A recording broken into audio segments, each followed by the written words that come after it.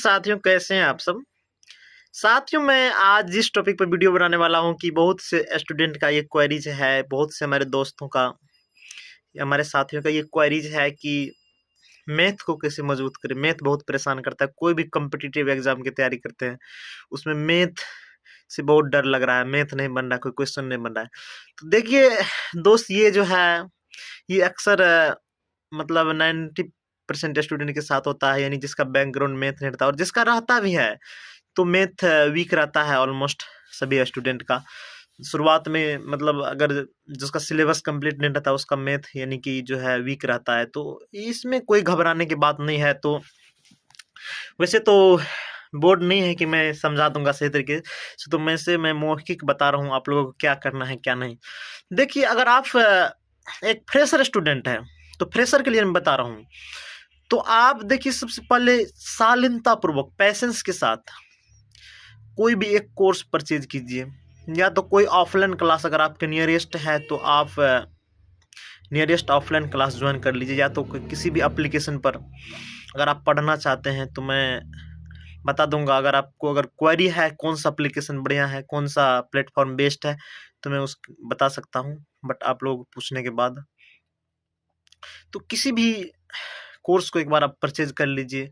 Math का foundation जो है उसको आप परचेज कीजिए, और उसमें जो टीचर पढ़ाते हैं तो उसको आप शालीनता पूर्वक पैसेंस के साथ उसको एक एक करके सारे कॉन्सेप्ट को समझिए।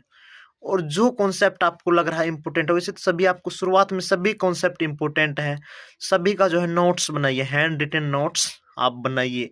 ये मत सोचिएगा कि सर के द्वारा पीडीएफ प्रोवाइड हो रहा है तो हम पीडीएफ के सहारे पढ़ लेंगे, तो ये साथी बिल्कुल भी मत सोचिएगा, इसमें आपका जो है वीक ही रह जाएगा।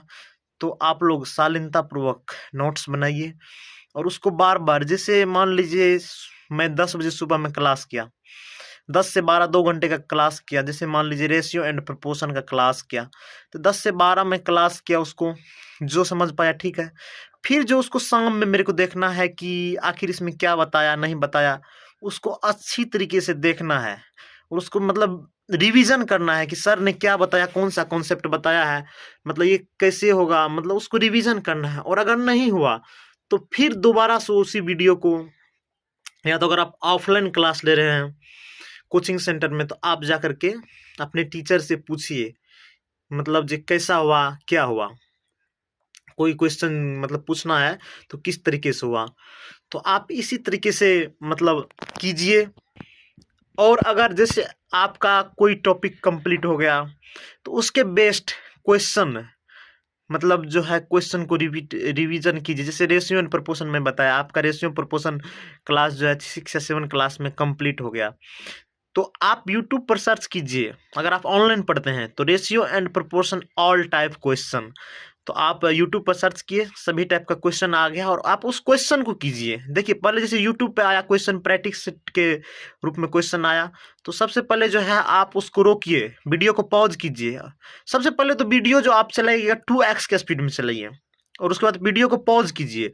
पॉज करने के बाद जैसे क्वेश्चन आया उसको पहले आप खुद से करने का प्रयास कीजिए कि मेरे से हो रहा है या नहीं, आप कीजिए। अगर नहीं हुआ तो आप उसका सोल्यूशन, जैसे सर करा रहा है ना, कोई टीचर करा रहा है, तो उसको मतलब सही तरीके से आप देखिए कि क्या कर रहा है, क्या कॉन्सेप्ट लग रहा है, और उसके बाद फिर से तुरंत, जैसे वो समझ गए कौन सा कॉन्सेप्ट लगाया कैसे किए, तो तुरंत जो आप उस वीडियो को मतलब पीछे कीजिए। 10 सेकंड या 20 सेकंड का क्वेश्चन होगा तो उसको पीछे कीजिए, और फिर से आप तुरंत बनाइए। बना करके ऐसे आप आगे मतलब बढ़ते रहिए, क्वेश्चन को करते रहिए। और जैसे एक प्रैक्टिस सेट करता हूँ, एक टॉपिक में जैसे 10 से 15 क्वेश्चन है, 20 40 जो भी क्वेश्चन क्यों नहीं हो, तो उस क्वेश्चन को कंप्लीट कीजिए। और फिर नेक्स्ट चैप्टर पर जो है, जैसे टाइम एंड वर्क आगे आया, कोई भी चैप्टर एवरेज है, रेशियो एंड प्रोपोर्शन, यानी कोई भी कंपाउंड इंटरेस्ट कुछ भी आया, तो उस पर आगे बढ़ जाइए। तो आप लोग इसी तरह से मेरे कहने से 40 से 50 डेज, यानी कि 2 महीना आप दे करके देखिए, और 2 महीना के बाद बताइएगा कि भैया मेरा स्कोर इतना हो रहा है, मैं ऑलमोस्ट सभी क्वेश्चन को कर रहा हूँ। तो आप लोग, मैथ के लिए ये स्ट्रेटजी था। मैथ कोई हार्ड सब्जेक्ट नहीं है, आप एक बार उसमें उत्तर कर तो देखिए, आप एक बार उसको पढ़ के देखिए, कोई हार्ड सब्जेक्ट नहीं है। तो बाकी मेरी जानकारी कैसी लगे ऐसे ही जानकारी के लिए हमारे चैनल के साथ जुड़े रहें, चैनल को सब्सक्राइब कीजिए। बाकी सभी जैसे जीएस हो गया, रीजनिंग हो गया, हिंदी, इंग्लिश, जीके, जीएस, मतलब कोई भी टॉपिक मतलब सब्जेक्ट है तो सभी पर मैं ऐसे वीडियो लाते रहूँगा, आपको मोटिवेट टाइम टू करते रहेंगे। तो थैंक यू, जय हिंद, नमस्कार।